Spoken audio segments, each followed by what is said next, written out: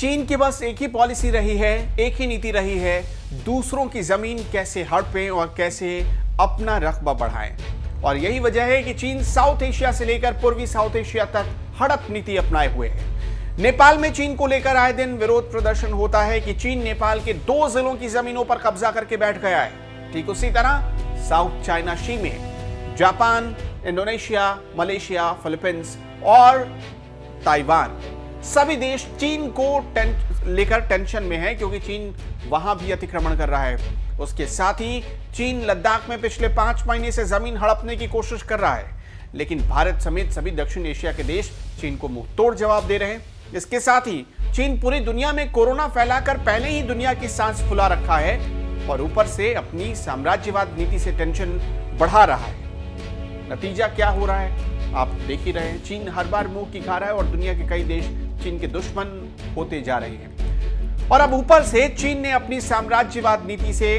अपने पड़ोसी मुल्कों को टेंशन दे दिया है। इसी बीच अमेरिकी संसदीय समिति ने चीन को लेकर एक रिपोर्ट पेश की है। इस रिपोर्ट में कहा गया कि चीन भारत की जमीन को हड़पना चाहता है।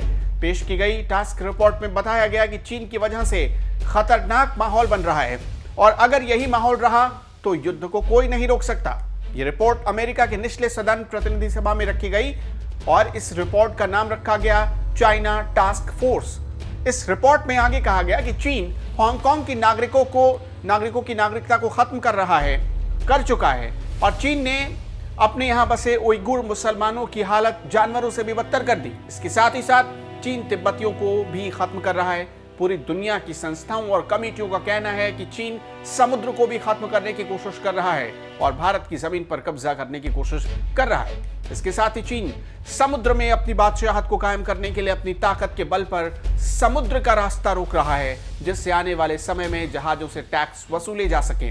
इसके साथ ही चीन अमेरिका की तरह महाशक्ति यानी सुपर पावर और दुनिया का नंबर 1 सुपर पावर कहलाना चाहता है। अमेरिका को इस कुर्सी से हटाकर, दरअसल सुपर पावर की कुर्सी से हटाकर वो चाहता है कि खुद उस पर कब्जा करे, उस पर बैठ जाए और जिनपिंग की जय जयकार करे दुनिया।